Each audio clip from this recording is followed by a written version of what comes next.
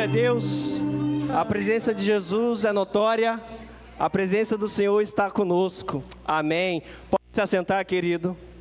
Cumprimento a amada igreja com a paz do Senhor, amém? Glória a Deus. Quem esteve presente aí nas células dessa semana, no jantar do Natanael? Levanta a mão. Glória a Deus, bastante gente, pastora.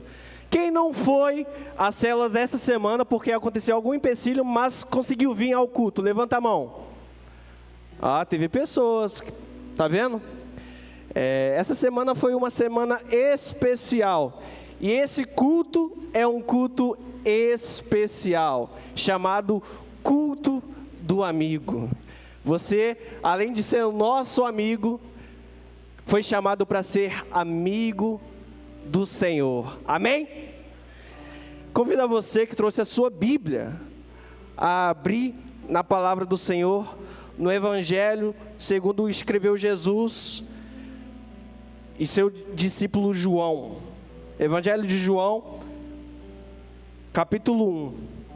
Antes de começar a ler, eu quero agradecer a nossa pastora pela oportunidade, mais uma oportunidade de trazer essa mensagem abençoada. Para mim é uma honra. Muito obrigado. Amém? Evangelho de Jesus, segundo escreveu João, capítulo 1, a partir do versículo 43. Evangelho de Jesus, segundo escreveu João, capítulo 1, versículo 43. Quantos acharam, digam amém. Então vamos à leitura. Versículo 43. O chamado de Felipe e Natanael. No dia seguinte, Jesus queria partir para a Galileia e encontra a Felipe. Ele diz: segue-me. Ora, Felipe era de Betsaida, cidade de André e de Pedro. Felipe encontra um amigo chamado Natanael e lhe diz: nós encontramos aquele a quem escreveram Moisés na lei e os profetas, Jesus de Nazaré, filho de José. Então Natanael respondeu: porventura pode haver coisa boa vinda de Nazaré? Jesus respondeu dizendo: venha e veja. Jesus então, vendo a Natanael aproximar-se dele, disse a seu respeito: eis aí um verdadeiro israelita, em quem não há engano. Então Natanael respondeu a Jesus: de onde tu me conheces? Jesus respondeu dizendo: antes que seu amigo Felipe te chamasse, quando tu estavas debaixo da figueira, eu te vi, Natanael. Então ele respondeu: Rabi, tu és o filho de Deus, tu és rei de Israel. E Jesus respondeu dizendo: porque eu te disse, te vi debaixo da figueira, tu crês? Em verdade te digo que coisas maiores do que essa verás. E ele continuou dizendo: na verdade eu te digo, de agora em diante vereis o céu aberto e os anjos de Deus subindo e descendo em direção ao Filho do Homem. Estenda sua mão sobre mim, vamos orar. Espírito de Deus, mais um culto abençoado, a qual te damos glória, a qual te damos honra, Senhor, em nome do Senhor Jesus. Se revele a nós, o Senhor sonda cada coração, o Senhor conhece no íntimo e no secreto de cada um. Fale com cada um da sua forma, ó Pai, em nome do Senhor Jesus. Que essa noite venha ter salvação, que essa noite venha ter reconciliação, que essa noite, ó Pai, venha ter liberdade, em nome do Senhor Jesus.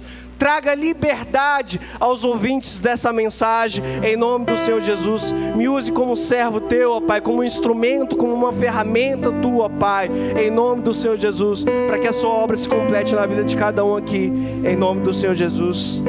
Amém e amém. Peço a ajuda de vocês que estão ouvindo essa mensagem. Não deixe nada distrair você. Você que está com seu celular, coloque ele em modo avião. Não deixe nada distrair você, tá bom? Muitas coisas distraem a nossa mente, a gente perde a atenção muito fácil. Às vezes, uma frase, às vezes você precisa de 1 minuto para Deus falar com você, mas você acaba perdendo por conta da distração. Então, eu peço que você coloque seu celular no modo avião, fale para o seu irmão, por favor, não tire a minha atenção.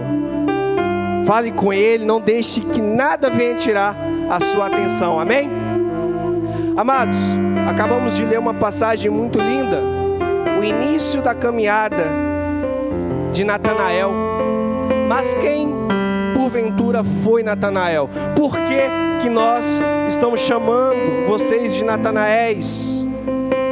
Por quê? Existe um motivo para isso. Natanael tinha um amigo chamado Felipe. Felipe teve um encontro real e verdadeiro com Jesus Cristo. Mas Felipe, no seu íntimo, no seu secreto, deve ter falado para si mesmo: a mensagem de Deus é muito grande, a mensagem de Deus é muito boa para eu guardar somente para mim.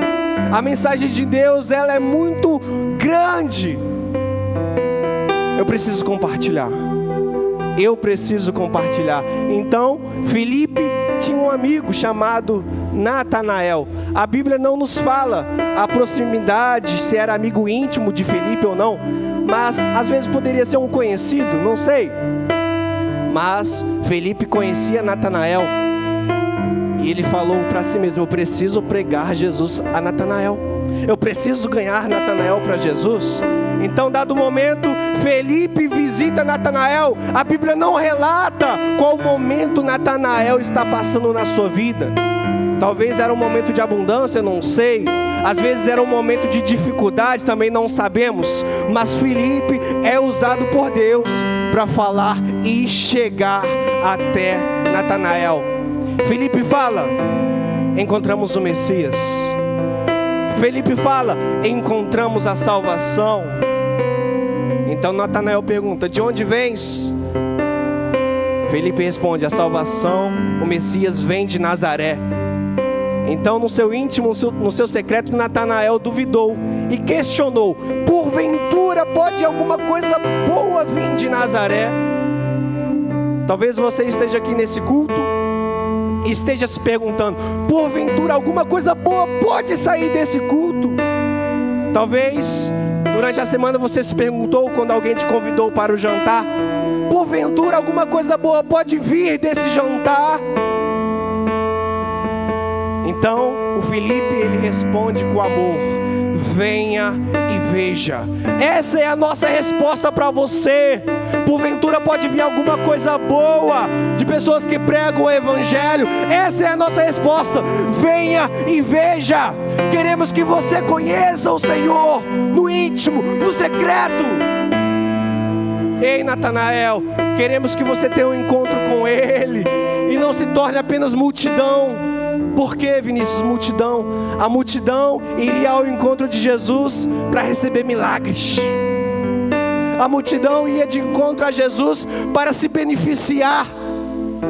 Às vezes eram os enfermos, às vezes era a vida financeira, às vezes era a família. Então a multidão buscava Jesus para alto benefício. E quando a multidão recebia o milagre, eles iam embora. Eles iam embora. Muitas pessoas vêm à igreja, faz um propósito, oram, às vezes durante 7 semanas ou mais, em busca do benefício próprio. E quando Deus abençoa, quando Deus abre a porta, quando Deus dá o emprego, quando Deus derrama a cura, eles simplesmente vão embora. Ei, Natanael, não queremos que você seja multidão, queremos que você seja discípulo, porque o discípulo ouve a mensagem, mas não deixa a mensagem ir embora. O discípulo ouve, e durante a perseguição ele permanece, ele fica. Ei, Natanael, queremos que você se torne um discípulo. Queremos que você tenha um encontro com Jesus e não vá embora no meio da perseguição. Queremos que você permaneça firme na rocha, como um discípulo verdadeiro, como alguém que busca ao Senhor verdadeiramente. Natanael teve um encontro com Jesus. E Jesus, antes de Felipe chamar Natanael, antes de Felipe mencionar o nome de Natanael, Jesus já conhecia ele. Jesus olha para Natanael: ei, eu já te conheço, eu te chamo pelo nome. Antes de Felipe te chamar, eu já te separei, eu já te conhecia. Antes do fulano te chamar para o jantar do Natanael, antes de fulano te chamar para o culto do amigo, o Espírito de Deus manda te dizer: eis que eu já te conhecia. Ele já te conhecia, Ele já te conhece. Antes mesmo desse convite, antes mesmo de você ser chamado, Ele te conhece, Ele te vê. Quando o homem não te vê, amado, você não consegue se esconder da sombra do Onipotente. Quando o homem não olha para você, há alguém que olha e peleja. Esse alguém é Jesus. Esse alguém é Jesus. Porventura alguma coisa boa pode sair de lá. No princípio, todas as coisas foram feitas por Ele, e sem Ele, nada do que foi feito se fez. Ele é o Verbo, Ele é a Palavra, Ele é o Todo-Poderoso. Ele quer que você tenha ciência disso. Ele fala com você, mesmo você não tendo conhecimento. Às vezes é na escola, às vezes é na faculdade, às vezes é estudando, Diácono Robson, para um concurso.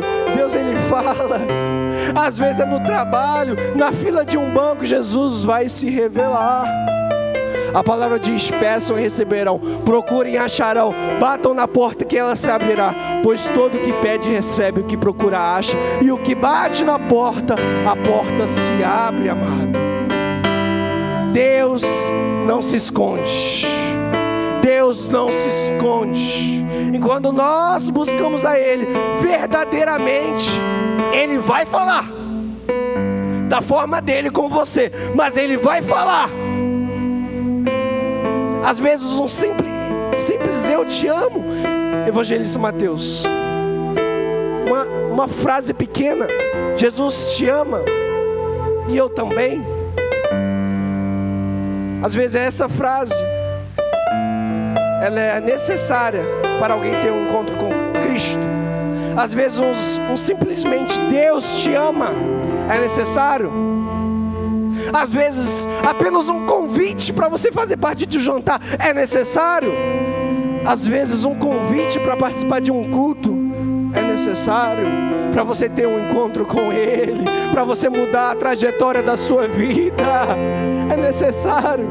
Muitas pessoas me olham hoje, evangelista Luciano, e acham que eu nasci em berço evangélico. Eu não sou de berço evangélico. Queria eu nascer já na presença do Senhor, em berço evangélico. Queria ser que nem o filho do Jadir e da Michele, o Davizinho, lê a palavra, ora com autoridade.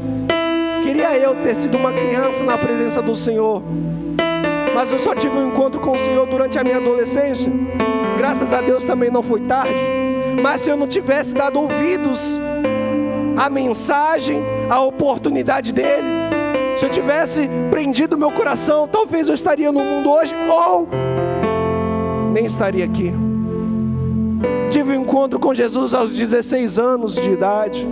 Quem era Vinícius antes de se converter? Vinícius não gostava de pisar em igreja, não. Vinícius não gostava de ter amigo crente do lado. Eu via um crente, o crente ficava ali, eu ia para o outro lado. Eu não gostava. Eu achava que Deus estava presente no meu coração somente se eu clamar. Mas isso é uma falácia. Quantos pensam assim? Quantos têm esse pensamento? Deus está com você somente no seu coração, então você não precisa de uma igreja. Ei, deixa eu te fazer uma pergunta. Porventura, quando você for ao céu, você vai estar lá sozinho? Vai ter um céu reservado somente para você, e somente você e Jesus que vai habitar lá. Não, meus irmãos. Quando subirmos aos céus, no livro de Apocalipse fala, vai estar reunidos as pessoas que foram fiéis ao Senhor, e elas cantarão: Santo, Santo, Santo é o Senhor, Deus de Israel, verdadeiro é o teu nome e a tua palavra. Juntos cantaremos, juntos. É como o diácono Heron que foi usado: dê a mão ao seu irmão. Ei, somos uma família, somos um corpo, e juntos iremos ao céu. Você não vai para o céu sozinho. Eu não vou para o céu sozinho. Você vai junto com o irmão. Ah, eu não gosto de fulano de tal, mas ele é teu irmão. Então ame ele, suporte ele, ore por ele. Faça o que Jesus ordenou: amar a Deus em primeiro lugar e ao teu próximo como a ti mesmo. Quando você segue as palavras do Senhor, amado, tudo fica leve. Tudo fica leve. Você sente uma paz. Que paz é essa? Não é a paz do mundo, é a paz que excede o conhecimento humano. Pode tudo estar um caos lá fora, pode tudo estar um caos no seu trabalho, um caos na tua família. Quando você se coloca em prontidão ao Senhor, você sente essa paz. A paz que excede o conhecimento humano, você vai sentir. E se você não sentiu ela hoje ainda, se prepara, Natanael, pois você vai ser revestido por ela. A paz do Todo-Poderoso vai te alcançar. É a paz que muda o semblante. Antes de conhecer a Jesus, eu buscava saídas, pastora. Que saídas que eu buscava? O que o mundo oferece. O mundo oferece prazeres momentâneos. O mundo oferece as drogas, amizades que não vão te levar a lugar nenhum. O mundo vai oferecer. São saídas. São saídas. E eu busquei as drogas, busquei os relacionamentos. Oh, amado, não era nem para mim estar aqui, mas o Senhor veio ao encontro. Eu costumo dizer que em cada ser humano existe um vazio do tamanho de Deus. Só Deus pode preencher esse vazio. Não são as drogas, não são os vícios, não é a religião. A religião não pode preencher esse vazio. O que pode preencher esse vazio, Vinícius? Jesus. Jesus de Nazaré pode preencher esse vazio. A paz que Ele te dá pode preencher esse vazio. A salvação que Ele traz para você pode preencher esse vazio. O vazio que antes eu sentia, diaconisa Delk, não sinto mais. Graças ao Senhor me livrei das drogas, do vício. Eu fiz um teste, amado. Muitas das vezes a gente vê na mídia aí, a gente pensa que é mentira. Mas eu fiz um teste com o Senhor quando eu me converti. E só de sentir o cheiro, amados, só de sentir o cheiro me deu ânsia de vômito. Eu falei: meu Deus, o Senhor colocou um bloqueio em mim. Só de sentir cheiro, só de chegar perto, me dá vontade de vomitar. Ei, Vinícius, eu quero isso para mim. Eu preciso disso. Eu preciso que Deus coloque um bloqueio na minha vida, para que eu não venha buscar saídas, para que eu não venha buscar mais as drogas, para que eu não venha buscar mais esses prazeres. Ei, é necessário posicionamento. Natanael teve um encontro com Jesus através de Felipe, mas Natanael se posicionou. Natanael se posicionou. O que Natanael fez? Ele decidiu se tornar um discípulo.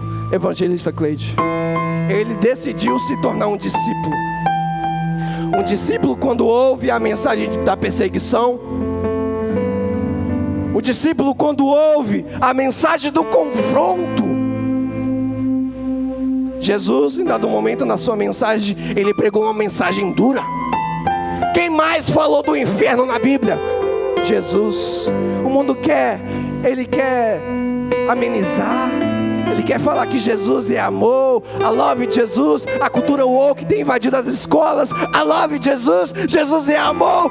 Mas quem mais falou do inferno foi o próprio Senhor. Eles apagam isso da história, eles não querem que você saiba disso. Mas o discípulo, quando ouve a mensagem do confronto, ele permanece. Jesus pregando a mensagem do confronto, a mensagem de negar a si mesmo, a multidão ela foi embora. Então Jesus perguntou aos discípulos: ei, porventura vocês vão embora também? Porventura, depois de ouvir essa mensagem, vocês vão embora também?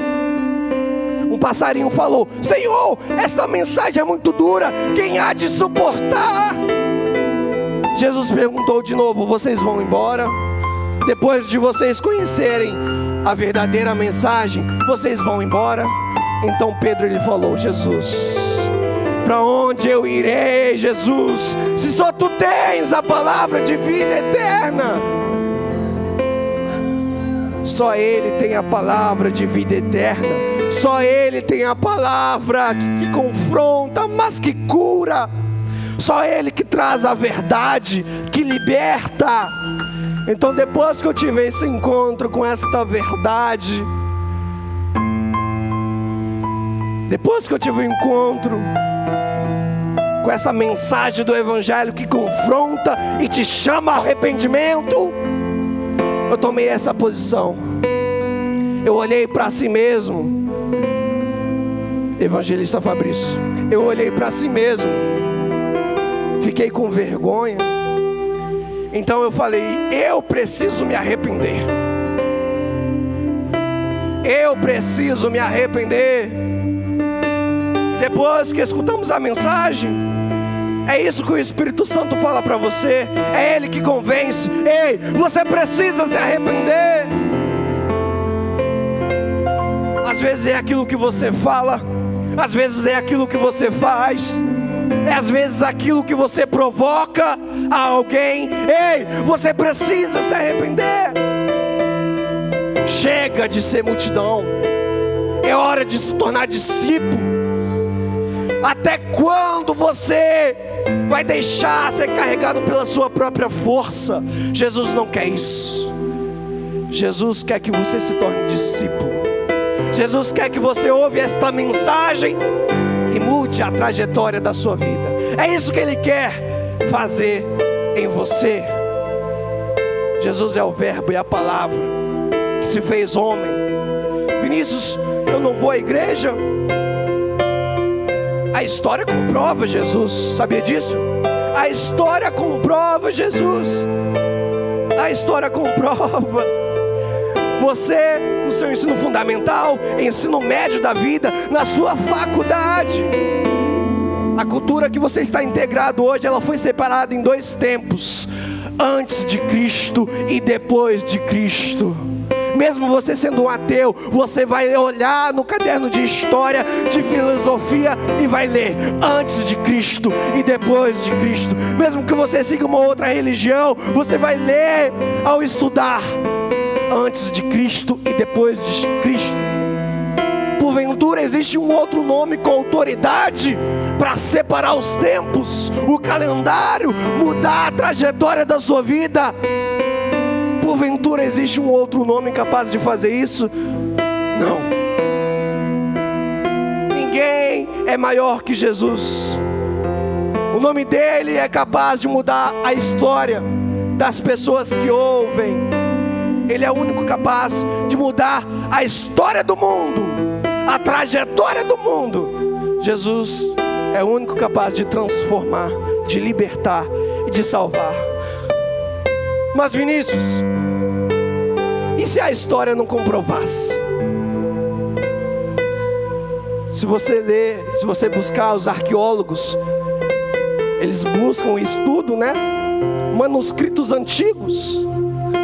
A palavra de Deus é um livro escrito por homens, mas revelado a Deus. E a palavra de Deus é o livro, enciclopédia de vários livros mais confiáveis que existe no mundo.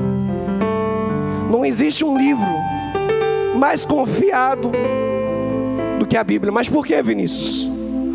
Porque durante a história, ela basicamente não se transformou, não se mudou. Ela continua fiel à sua descrição original. Não foi acrescentado uma palavra, não foi tirado uma palavra para amenizar. Não, é o único manuscrito que se fez fiel desde o seu início, desde o original e até agora.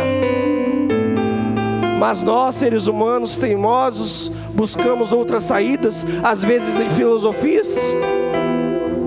Vai ler Platão. Quantas vezes foi modificado, alterado?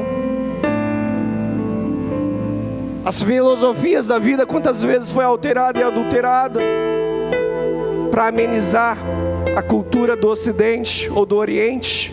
Mas a palavra de Deus não. A palavra de Deus, ela é fiel.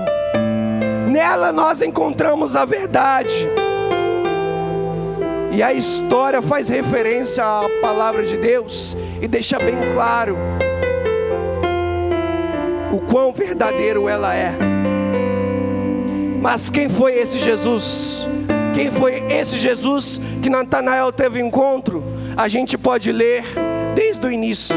Desde o início se faz referência a Jesus. Você sabia disso? Desde o início. Ah, Vinícius, eu paro para ler a Bíblia, eu não entendo nada. Parece que as letras, elas ficam confusas. Eu não consigo entender nada, então eu parei de ler a Bíblia. Eu não leio mais a Bíblia. Ei, você acha que não acontecia isso comigo também? No começo da minha conversão, o pastor pedia para abrir a Bíblia. Ei, abra a sua Bíblia no livro de Gênesis. Abram a sua Bíblia no livro de Êxodo. E quando ele falava o nome confuso, ei, abra a sua Bíblia no livro de Abacuque. Quando ele falava o nome confuso, aí que eu não conseguia achar mesmo. Ei, é necessário você passar por esse processo. Mas durante o processo é necessário que você não desista. No início, quando você começar a ler a palavra, você não vai entender mesmo não. Mas quando você busca, quando você não desiste, quando você não para, o Senhor há de se revelar para você. Durante meu devocional, lendo a Bíblia, eu ficava inconformado e falava: rapaz, eu não estou entendendo nada, Senhor. Como pode isso? Eu não estou entendendo nada. Mas eu não vou parar. Eu não vou parar de ler a Bíblia. Em dado momento o Senhor falou: ei, abra no livro de Provérbios. Comece a ler Provérbios. Eu nunca tinha lido Provérbios antes. Então eu li Provérbios, palavras de sabedoria, que dá entendimento, vindo do rei Salomão, o homem mais sábio que passou por essa terra. Então quando eu começo a ler Provérbios, o Senhor abre o meu entendimento. As palavras se encaixam e a mensagem começa a fazer efeito no meu coração. E eu fiquei com uma fome e uma sede da palavra. Quantos têm esse encontro do primeiro amor, mas deixam se esfriar porque não tem contato com a palavra?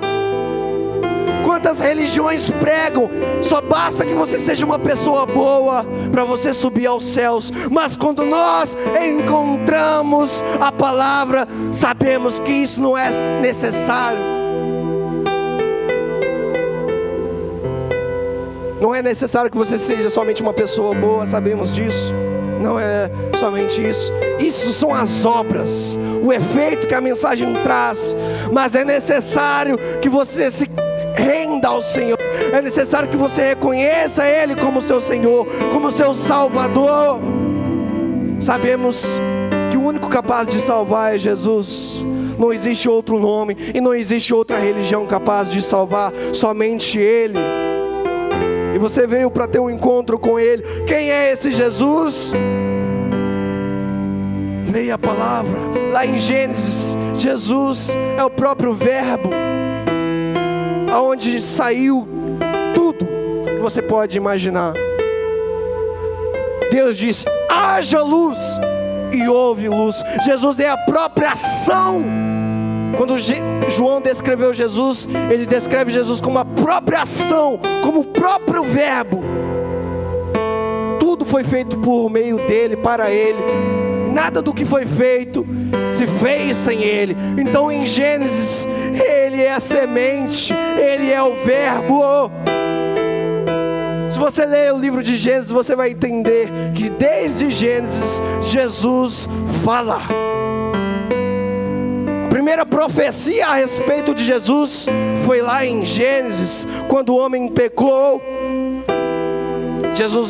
Deus olha para a mulher e fala: ei, eis que da tua semente virá aquele que pisará a cabeça da serpente. Quem é o único capaz de pisar, senão somente Jesus? Desde Gênesis já é feita a primeira profecia a respeito do prometido, a respeito do escolhido. Jesus, ele fala, ele clama. Quem tem ouvidos para ouvir? Quem tem ouvidos para perceber? Quem é Jesus em Êxodo? Quem é Jesus depois do dilúvio? Jesus é o anjo do Senhor. Jesus é o anjo da qual ele se revela a Abraão. Jesus é o anjo na qual Jacó peleja. Jesus é o anjo do Senhor. Você vai ter esse encontro. Quando você entender a respeito de Jesus, você vai saber, desde o início Jesus se manifestava. Quem era Jesus durante a lei? Durante a lei que Deus deu a Moisés. Quem era Jesus no Êxodo? Jesus era o Cordeiro Pascual. Durante as pragas que foram jogadas no Egito, Deus ele fala: ei povo escolhido, ei Israel, é necessário que vocês me obedeçam. Pegue o primeiro do cordeiro, o primogênito, sacrifique o sangue desse cordeiro. O que você irá fazer? Você irá passar nas janelas, você irá passar nas suas portas, e a morte passará, e aquele que se revestir do sangue do cordeiro não perecerá, mas viverá. E aquele que não fez isso, amado, perecerá e morrerá. A palavra diz que os filhos do Egito não ouviram a voz do Senhor, e todo primogênito de sua casa morreu, porque a morte passou, e aquele que não estava lavado com o sangue do cordeiro pereceu. Jesus, ele se fez presente desde o início, desde a época da lei, desde a época de Moisés. Quem era Jesus depois da época da lei, na época dos juízes? Quem era ele? Ele era o juiz verdadeiro. Nessa época foi necessário levantar vários juízes durante o tempo, para que o povo venha reconhecer a Deus. Durante o tempo, Israel, ele vivia em círculos, era abençoado por Deus, as suas casas estavam cheias, o povo estava cheio de grana. E quando eles estavam vivendo o tempo de abundância, o que eles faziam? Diaconisa Paula, eles se afastavam da presença de Deus, eles se esqueciam do Senhor. Quantas pessoas hoje em dia se esquecem do Senhor por conta da sua conta bancária estar cheia? Só no momento da dificuldade que procura Ele? Não. Então o Senhor levantava juízes para profetizar no meio do povo, para trazer o povo ao arrependimento. Então o povo vivia ciclos, vivia a abundância, pecava e se arrependia, abundância, pecava e se arrependia. E Jesus falava no meio do seu povo através dos juízes. Ele era o próprio juiz, ele era o próprio juiz. Mas o povo estava cansado. Eles viram que as nações tinham reis, então o povo escolhido também queria ter um rei. Então eles clamaram dizendo: queremos um rei para nós, que viemos tomar um rei para nós. Deus não era mais necessário, eles queriam um intermediário humano, eles queriam um rei humano para se parecer com as outras nações. Mas Deus ouviu, e Ele levantou um rei. Teve vários reis. Na época do reinado, quem foi Jesus? Quem foi Jesus nessa época? Jesus é o rei na qual o seu reinado não terá fim. Jesus profetiza a semente de Davi: ei Davi, eis que da tua semente, eis que o seu reinado não terá fim. Mas Jesus, Deus, Ele não estava falando de Davi. Muitos judeus se confundem ao ouvir esta profecia. Essa profecia estava apontando a Jesus. O homem não é capaz de triunfar eternamente. O único capaz de triunfar eternamente é Jesus, é o Cordeiro, é o Salvador.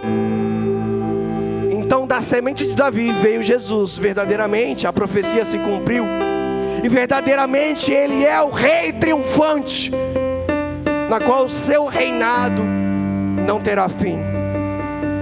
Mas Vinícius, a era dos reinos acabou. Que era nós estamos vivendo agora, nesse exato momento? Que era nós estamos vivendo agora? Nós estamos vivendo no tempo da graça. Quem é Jesus hoje? Jesus é nosso Senhor, é nosso Salvador.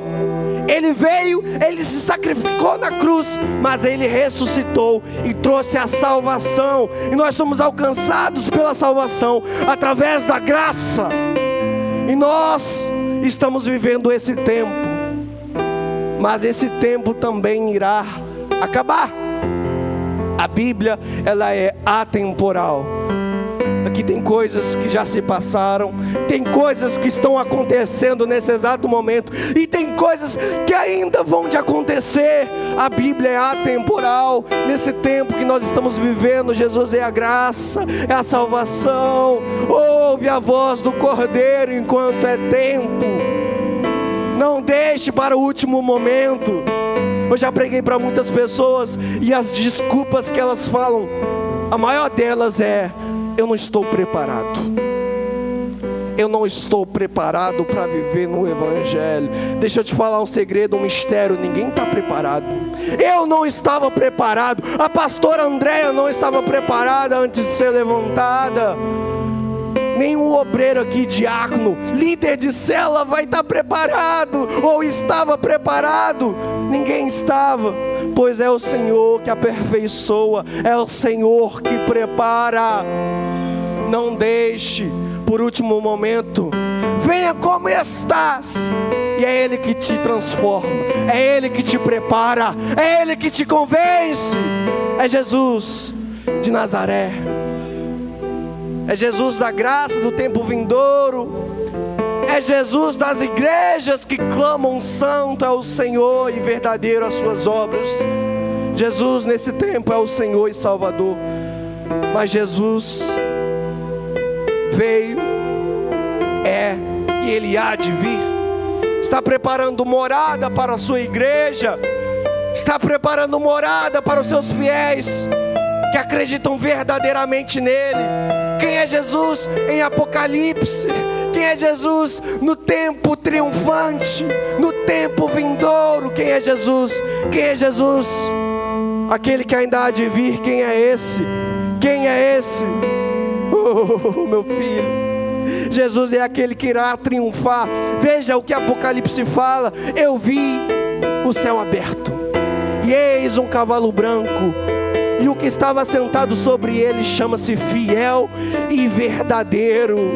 Ele julga e peleja com justiça, e no manto da sua coxa tem escrito o nome: Rei dos Reis e Senhor dos Senhores. Rei dos Reis e Senhor dos Senhores. Todo joelho, seja pequeno, seja grande, seja de outra religião, todo joelho se dobrará, e quando Ele vier como Rei triunfante, enxergará o nome: Rei dos Reis e Senhor dos Senhores. Rei dos Reis e Senhor dos Senhores. Todos enxergarão, todos verão. Não haverá mais dúvidas, não haverá mais medo, não haverá mais morte, não haverá mais perseguição para aqueles que verdadeiramente foram fiéis ao Senhor. Não há mais dúvida. Quando todos verão ao Rei dos Reis, não haverá mais dúvida sobre a terra. Todo joelho se dobrará. o teu chefe vai se dobrar ao nome do Senhor. A pessoa que persegue você vai se dobrar ao nome do Senhor. O teu familiar que você prega há anos vai se dobrar ao nome do Senhor. Seja hoje ou seja no amanhã, pois o amanhã pertence a Deus. O amanhã pertence a Deus. Amados, eu dou graças ao Senhor que eu tive um encontro com Ele, e foi nesta igreja, foi nesta casa. Se você semear aqui, meu amado, você vai colher. E existe um projeto, além desse lindo projeto, que se chama Natanael 3, aonde a igreja, meu irmão, aonde esse líder, onde essa pessoa que te chamou durante meses, às vezes foi durante a fila da padaria, durante a fila do pão, às vezes ele falou com você passando as compras no mercado, seja no trabalho, seja na sua casa, seja onde for. Deus enviou um Felipe, além desse projeto Natanael 3, aonde passamos um mês orando e jejuando por você, querido, para que você venha estar presente nesse culto, para que você estivesse presente durante o jantar. Nós oramos durante o mês, a igreja orou, pelejou pela sua vida durante o mês. Quem é capaz de fazer isso? Quem é capaz de acolher dessa forma? É uma família, verdadeiramente é uma família, Diácono Luiz. Não é em vão que nós carregamos o nome, Assembleia de Deus, Família, Missão em Cristo. Quando você passa por essa porta, não tem como você passar despercebido por nós.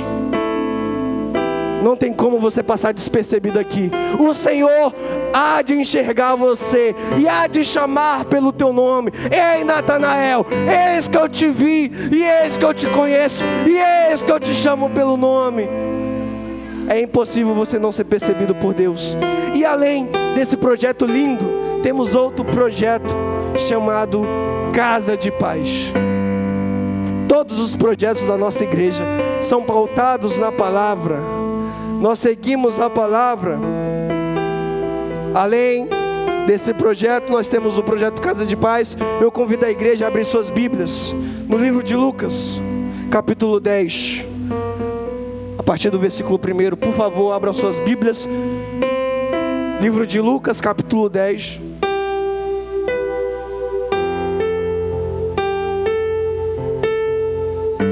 Nós iremos dar início, segunda parte da mensagem. Lucas 10, o que é o projeto Casa de Paz? Você vai conhecer agora. Lucas 10, a partir do versículo 1. Depois dessas coisas, o Senhor nomeou também outros 70. Ou seja, depois dessas coisas, que coisas? Depois de eu ter um encontro com Ele, depois de Natanael se tornar um discípulo, depois dessas coisas, o Senhor nomeou outros 70 discípulos. E os enviou em dois. Repita comigo. E os enviou de dois em dois. Ele os enviou a todas as cidades e lugares aonde eles haviam de ir. Versículo 5. Em qualquer casa que entrardes, dizei primeiro: paz seja nessa casa. Repita comigo: paz seja nessa casa. Guarde isso. Versículo 6. E se houve ali um filho da paz, repousará sobre ele a vossa paz, e se não, ela retornará aos discípulos. Queridos, o que Jesus fez? Jesus separou 70 discípulos, separou de dois em dois. A mensagem e a obra de Deus é muito grande para Jesus fazer sozinho. Se Jesus quisesse, Ele chamaria legião de anjos para pregar o Evangelho. Você sabia disso? Mas não, irmãos, Ele escolheu você para trazer a mensagem. Então Ele separou 2 discípulos, 2 em 2, para visitar as casas e profetizar paz seja nessa casa. E quando os discípulos profetizavam,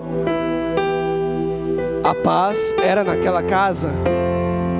As famílias que estavam passando por um momento difícil, às vezes eram divórcios, enfermidades, problemas na família, porque o inimigo tenta contra a família, amados, tenta parar as famílias. Hoje nós vemos pais contra filhos, filhos contra pais, divórcio sendo normalizado, aborto sendo normalizado. Nós vemos a ação do inimigo contra as famílias, sabe por quê? Porque a família é o projeto de Deus. A família é o projeto de Deus. E nós da Defamec entendemos isso. E a nossa missão que Deus nos deu aqui é visitar as famílias e proclamar: paz seja na sua casa. Se você está passando por um momento difícil, às vezes você está tendo uma divisão na sua casa, quando você abre as portas da sua casa, o Senhor há de se manifestar ali. Você sabia disso? Quando você abre as portas da sua casa, o Senhor Jesus se manifesta da sua maneira, da forma que você necessita. Não para atender somente ao que você precisa, mas que você tenha uma visão dele, para você também se tornar um discípulo de Cristo. E esse projeto, amados, foi muito importante para mim. Na época, eu morava com meus pais. A minha mãe decidiu abrir esse projeto, Projeto Casa de Paz. E amados, a gente pensa que não estamos precisando de nada. Às vezes estamos vivendo momentos ali e não desconfiamos de como o mundo espiritual ele age. Você nem imagina a guerra que está sendo travada agora para derrubar a sua família, para derrubar as pessoas que estão na sua casa. Você nem imagina. Mas Deus enviou os seus discípulos para alertar o povo, para discipular o povo. Para você que aceitou Jesus como Senhor e Salvador, venha dar os primeiros passos na caminhada de fé. E o projeto de Casa de Paz é isso. Um discipulado durante 7 semanas. Será enviado 2 discípulos do Senhor Jesus até a sua casa para pregar a paz. Graças a Deus a minha mãe aceitou esse projeto. E o Senhor Jesus não libertou somente a mim da morte, mas deu livramento a toda a minha casa. Durante esse projeto eu vou citar nomes: Diaconisa Edna, apelidada por nós como Timete, seu falecido esposo, saudoso presbítero Ronaldo, Diaconisa Zilda, com seu esposo Mário, estavam dando as primeiras caminhadas e já aceitaram a missão de pregar o Evangelho. Aceitou a Jesus, não ficou conformada em ter Jesus só no meu coração. Eu preciso compartilhar. Então ela aceitou a missão de levar a paz. E a paz se fez presente na minha casa, amados. Nos momentos mais difíceis, às vezes nós pensamos: ninguém pode me fazer mal. Sabe por quê, pastor? Eu não faço mal a ninguém. Então quem é que vai querer meu mal? E durante esse projeto Casa de Paz, Deus deu a visão e alertou: revistam a sua casa das armaduras espirituais, pois há pessoas que estão querendo pelejar contra vocês. E durante esse projeto, a gente tinha um quintal enorme. E a gente não ia muito lá no quintal, porque, enfim, era muito trabalho cuidar do quintal. E chegou dado momento que o gramado, ele ficou muito alto, então você não enxergava praticamente nada. Mas Deus deu a visão e Ele orientou: unja toda a casa, unja toda a família. E quando Deus avisou, Ele deu discernimento: vá até o quintal, veja o que tem lá. E amados, nós não acreditamos quando encontramos.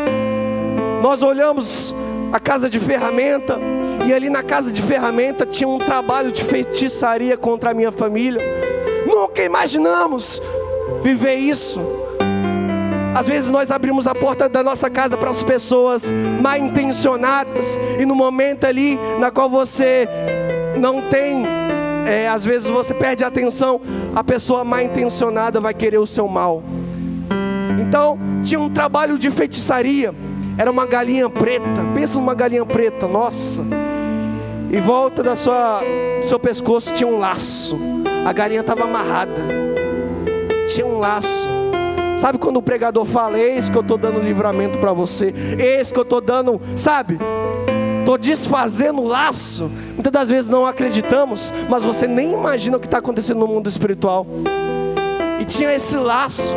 Embaixo da galinha tinha 4 ovos, que representavam as 4 pessoas da casa.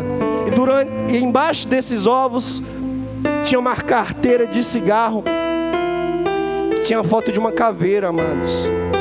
Era um trabalho de feitiçaria para derrubar a minha casa, para matar.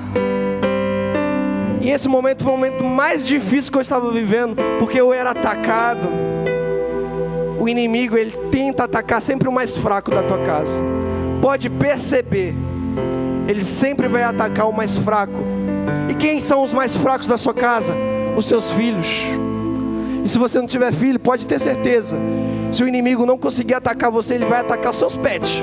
Isso é muito real, amados. Muito real. O mundo espiritual é muito real. Nesse momento eu estava passando por um momento muito difícil. Eu tinha acabado de receber um livramento. Eu pensava que eu era uma pessoa sortuda. Eu achava que era sorte, diaconisa Paula. Dado o momento do ano de 2016, eu tive uma série de enfermidades.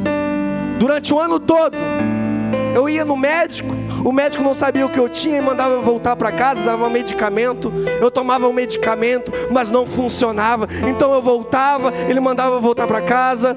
Eu ia, ficava nessa luta, indo e vindo. Até dado momento em que eu não aguentava mais. Eu estava muito debilitado, estava muito fraco.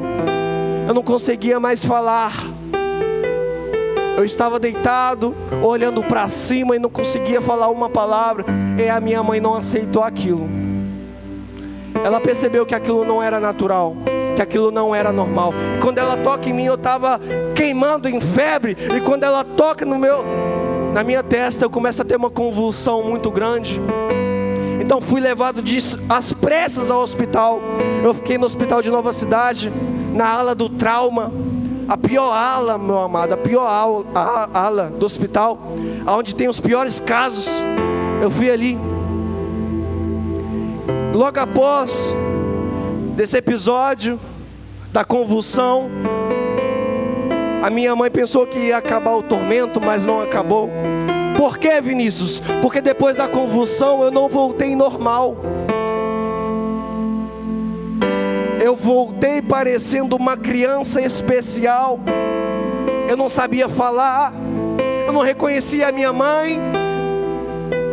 E os médicos achavam que eu era de fato uma criança especial. E a minha mãe ali desesperada: ei, o meu filho vai ficar assim. Aí os médicos falavam: senhora, nós achávamos que ele era uma criança especial, por isso não falamos nada. Então a minha mãe falou: ei, o meu filho é normal, ele não é assim. Então foi feita uma série de exames. Os exames não davam em nada. Os médicos não sabiam o que dizer. Então, dado um momento, falou para minha mãe: ei, nós estamos suspeitando que ele esteja com uma bactéria no cérebro. E acreditamos que ele não tem uma semana de vida. E quando essa notícia foi dada à minha mãe, a única solução que ela procurou foi Jesus. Jesus, Ele ouve as orações, mesmo você sendo um pecador. No seu pior momento, Natanael estava debaixo da figueira, ninguém sabe o que ele estava passando, mas Jesus olhou para Natanael e falou: eis que eu te vi debaixo da figueira. Às vezes é Deus falando: eis que eu te vi no seu pior momento, quando você, sem forças, suspirou, clamando pelo sangue do Cordeiro. Eu escutei e dei livramento. E a minha mãe se encheu da fé. E a única solução que ela procurou não eram os médicos, não eram os remédios, era Jesus. Então ela levantou um clamor por minha vida durante vários dias. E no 7º dia, amados, no 7º dia eu acordo, olho para ela e pergunto: mãe, o que eu estou fazendo aqui? Mãe, por que eu estou no hospital? E quando ela ouve eu dizer essa frase, ela começa a chorar. E ela dá graças a Deus. Graças a Deus. E Deus me deu esse grande livramento. Não passou meses, amados, não passou por muito tempo. Eu tive um encontro com Ele nesta casa. Logo eu, um adolescente revoltado, um adolescente que já estava sem esperança. Eu não tinha perspectiva de vida, não tinha sonhos. Final de semana, sabe qual era meu final de semana? Era visitar a roda cultural, a roda de MCs, e cantar um rap. Esse era o meu fim de semana. Meu sonho, pastor, era se tornar MC. Mas isso é o que muitos jovens passam, esse deslumbro, uma vida fácil. O mundo prega isso, ostentação, dinheiro fácil,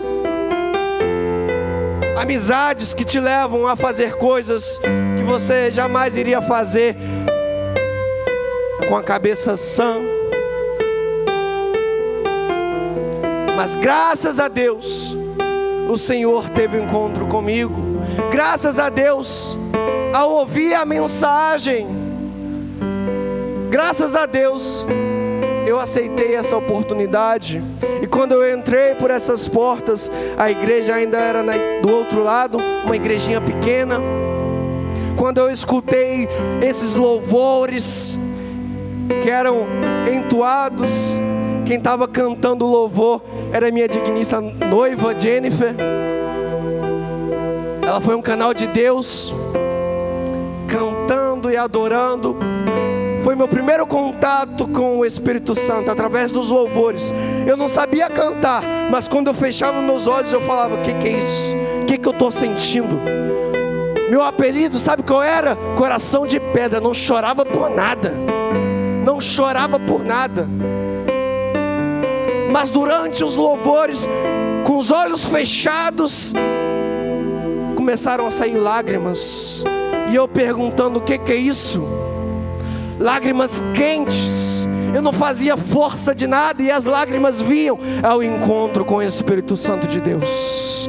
Quando você não faz força, quando não é pela sua força, quando não é pela voz do homem, quando é feito de sinceridade, quando é feito com o coração aberto, o Espírito Santo visita e Ele reconstrói.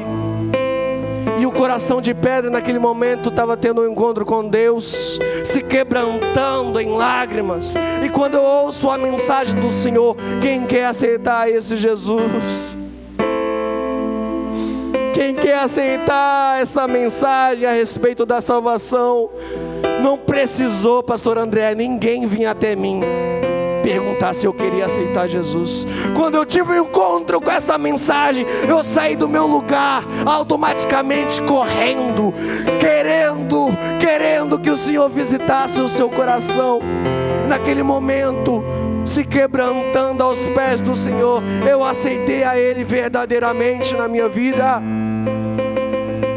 Um jovem que era preso nas drogas, um jovem que era preso em amizades que não levavam a nada, um jovem atacado por enfermidades. Eu posso dizer para você, desde que eu aceitei Jesus, nenhuma enfermidade me atacou. Desde que eu aceitei Jesus, oh, aleluia, desde que eu aceitei Jesus, as drogas não têm mais poder sobre a minha vida. E é isso que Ele faz, Ele muda a sua vida por completo. E se você quer ter a sua vida mudada por Ele, eu convido a você a se colocar de pé. Fique de pé nesse momento. Vamos fazer um momento profético. Quero convidar o Ministério de Louvor. Vamos ter um momento especial com Ele. Você que ouviu essa mensagem, eu creio que Deus falou com você, seja por um único momento. Eu creio que Deus falou com você. Não é o pregador aqui que vai convencer a você. Não sou eu que irá convencer. Nós não queremos trabalhar no seu emocional, falar frases de efeito para atingir a sua emoção e você tomar uma atitude por impulso, não. Nós queremos trazer a você uma mensagem verdadeira. Não queremos esconder nada de você. O Evangelho é um Evangelho de renúncias. É necessário posicionamento. É necessário você renunciar para você viver a plenitude da vontade de Deus na sua vida. É necessário você buscar. É necessário você se posicionar. É necessário você ter um coração novo. Os religiosos daquela época buscavam o Senhor Jesus, homens estudiosos, cheios de sabedoria em suas vozes, e eles buscavam o Senhor e perguntavam: Senhor, o que eu tenho que fazer para herdar a salvação? O que eu tenho que fazer para herdar a vida eterna?